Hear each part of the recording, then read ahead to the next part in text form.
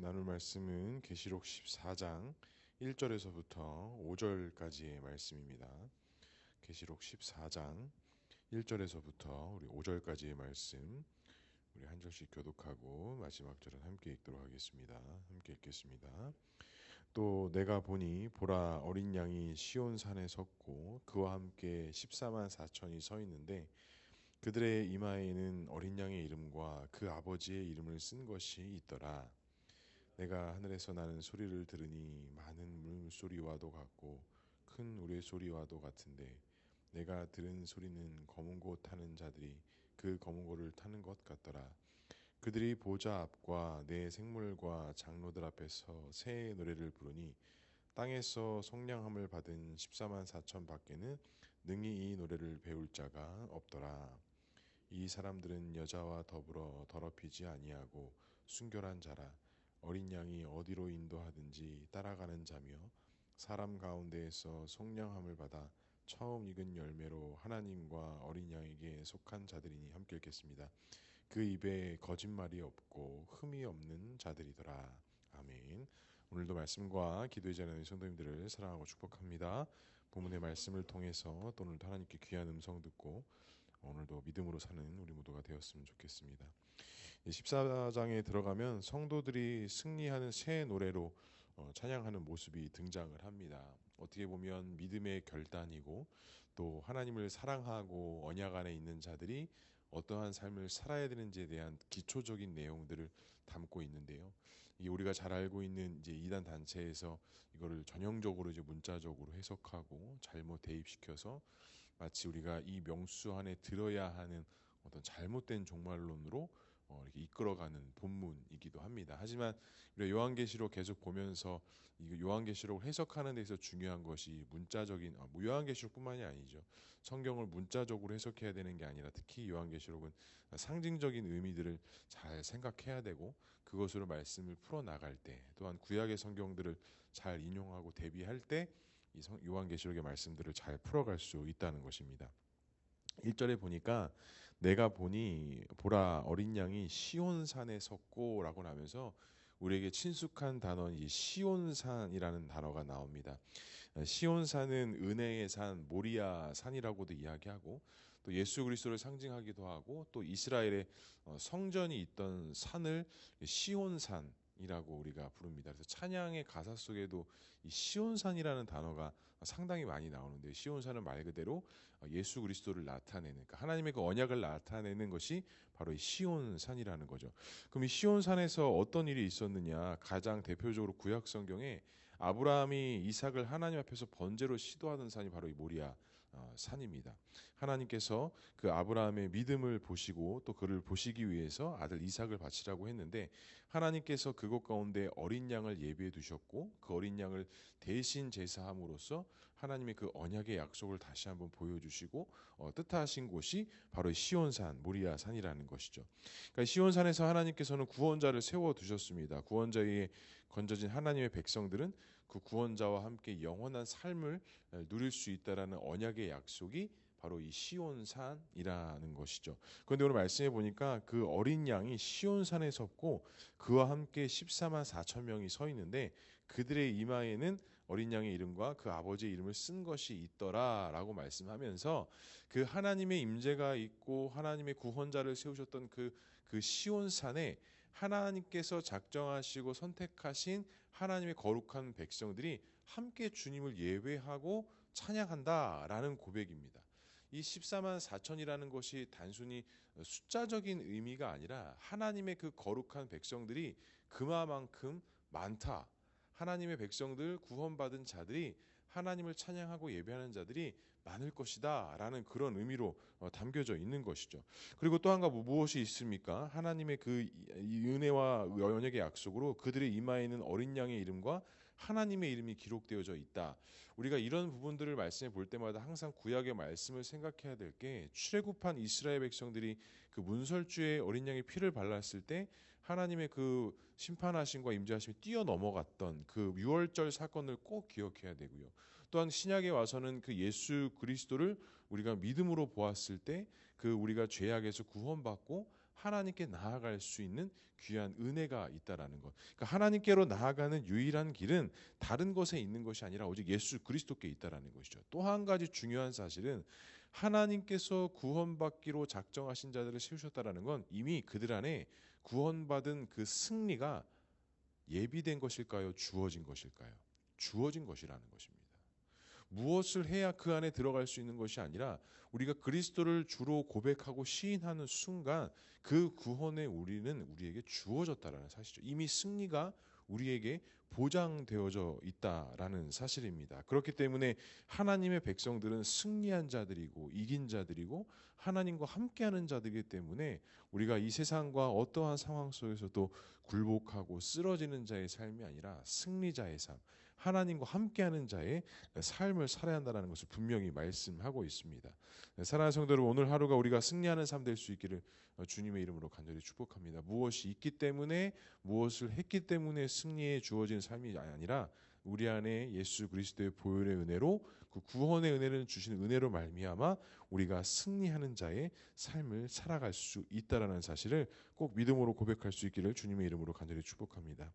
두 번째로 살펴볼 것은 시온산에서 찬양하는 자라고 4절에 보면 이렇게 말씀합니다. 이 사람들은 여자와 더불어 더럽히지 아니하고 순결한 자라. 어린 양이 어디로 인도하든지 따라가는 자며 사람 가운데서 속량함을 받아 처음 익은 열매로 하나님과 어린 양에게 속한 자들이니 라고 말씀합니다.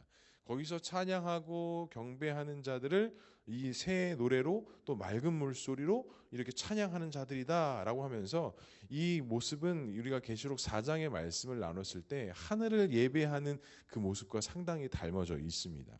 근데 이 분문을 이 종말론에 잘못 세워져 있는 이 세대주의자들이 이 순결한 자를 어떤 것으로 해석을 하냐면 결혼을 거부하고 평생 혼자 사는 사람들을 또 이렇게 해석하는 세대주의자들이 있어요. 그러니까 상당히 문자적으로 해석하고 이것들을 잘못된 방향으로 끌고 나가는 그런 상황들이 상당히 많이 있다는 것이죠. 근데 우리가 이 순결하다, 하나님 앞에서 믿음으로 산다라고 했을 때 우리는 어떤 눈에 보여지는 이런 순결함이 아니라 무엇을 이야기해야 되냐?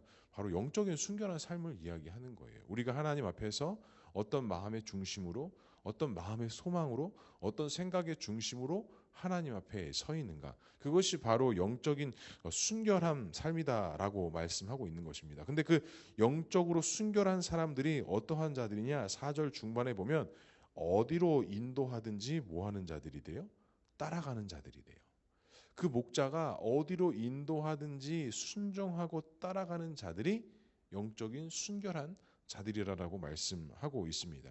어린 양을 따라간다라는 게 뭐예요? 자기 자신을 부인하고 자기 계획이 아니라 철저한 하나님의 말씀의 법 앞에 순종하고 매일매일 거하시고 인도하시는 그 성령의 민감한 반응 앞에 순종하는 삶을 바로 우리가 영적인 순종한 삶이라고 이야기하는 것이죠.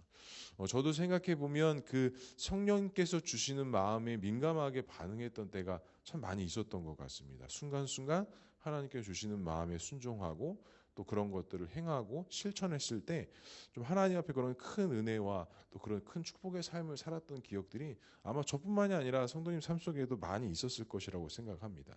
그러니까 그만큼 우리가 마음의 중심이 어디에 있느냐에 따라서 영적인 순결한 삶을 살아가느냐 아니면 세상의 만몬의 신을 따라가느냐도 사실 그런 영적인 그 민감함, 순결함에서 드러난다라는 것입니다.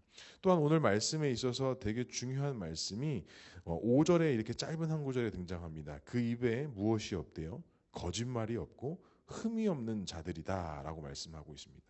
그러니까 하나님께 인침을 받은 자, 예수 그리스도께 구원의 은혜를 받은 자는 하나님 나라 천국을 소망하는 자들이기 때문에 그들의 말과 그들의 입술과 그들의 행함과 그들의 삶이 어떤 자들이라는 거예요? 일치하는 자가 하나님 앞에 영적인 순결한 자다라고 말씀하고 있습니다.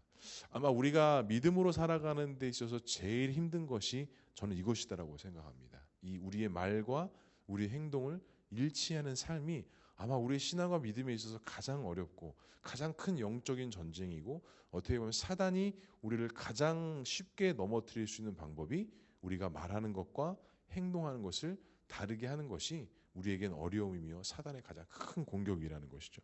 하지만 오늘 요한은 그가 본 환상 속에서 무엇을 이야기해요?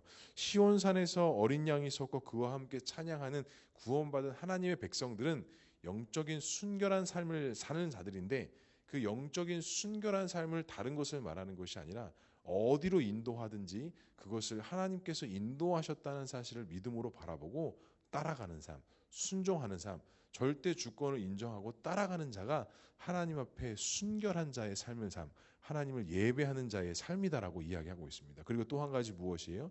그들의 말과 그들의 행함이 일치되는 자다, 흠이 없는 자들이다라고 말씀하는 것이죠. 간절히 소망합니다. 우리가 완전히 흠이 없을 수는 없습니다.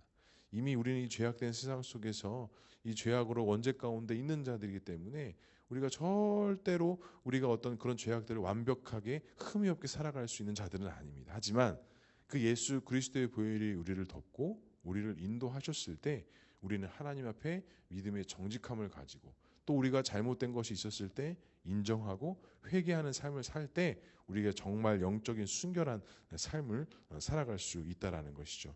사랑하는 성도 여러분, 오늘 하루가 우리에게 그런 영적인 순결한 삶, 어디로 인도하든지 따라가는 믿음의 삶을 살아갈 수 있는 저와 우리 모두가 될 수 있기를 주님의 이름으로 간절히 축복합니다.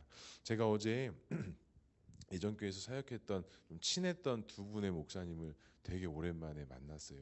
그래서 이런저런 얘기들을 참 많이 했는데 세 분의 저까지 세 명이 같이 이야기하면서 이제 공통됐던 게 뭐냐면, 참 하나님의 은혜가 없이는 단 하루도 우리가 살아갈 수 없다라는 것입니다. 그 순간순간 이 모든 것이 좋은 것 같고 다 된 것 같았지만 그 우리의 뜻으로 알 수 없고 우리의 계획대로 될 수 없다라는 사실을 어제 같이 이야기 나누면서 그렇게 느끼고 또 그렇게 함께 은혜를 나눴던 것 같아요. 성도 여러분, 오늘 하루도 우리가 어떤 일이 있지 모릅니다. 그리고 오늘 하루가 우리의 미래에 어떻게 기억될지는 우리가 알 수 없지만 우리가 미래의 오늘 하루를 기억할 때, 아, 하나님의 은혜였구나, 또 이것 또한 하나님께서 하셨구나, 하나님의 철저한 인도하신 가운데 있었구나 라고 그렇게 기억되고 그렇게 소망하고 감사할 수 있는 그런 하루가 될 수 있기를 주님의 이름으로 간절히 축복합니다. 오늘 하루도 영적인 순결한 삶, 거짓이 없고 흠이 없는 삶, 오직 예수 그리스도로 인하여 그와 같은 믿음의 삶을 살아갈 수 있는 저와 우리 모두가 될 수 있기를 주님의 이름으로 간절히 축복합니다. 기도하겠습니다. 사랑과 은혜가 풍성하신 하나님 아버지, 우리들을 하나님의 자녀 삼아 주시고 오늘도 새날과 하나님 앞에 기도하며 믿음으로 나아가는 복된 날 허락해 주시니 주님 감사합니다. 오늘 하루의 삶도 우리의 기쁨과 우리의 소망이 되는 하나님 앞에 감사가 넘치는 귀한 날 될 수 있도록 인도해 주시고, 우리가 다른 것에 따라가며 다른 것을 순종하는 삶을 사는 것이 아니라 우리의 생명과 주인과 주권자 되어 주신 그 예수 그리스도를 온전히 따라가며 순종하는 삶을 살아가는 우리 모두가 될 수 있도록 주님 인도하여 주시옵소서. 특별히 주님 앞에 많은 기도의 제목 가지고 주 앞에 나왔습니다. 기도하고 간구할 때에 주님의 특별한 인도하심과 응답이 있게 하시고, 또한 그 응답조차도 우리의 계획과 우리의 뜻이 아닌 하나님의 뜻과 소망 안에서 응답되어지는 귀한 역사가 있을 수 있도록 주님 인도하여 주시옵소서. 하나님께서 함께 하실 것을 믿사오며 이 모든 말씀 예수 그리스도의 이름으로 기도합니다. 아멘.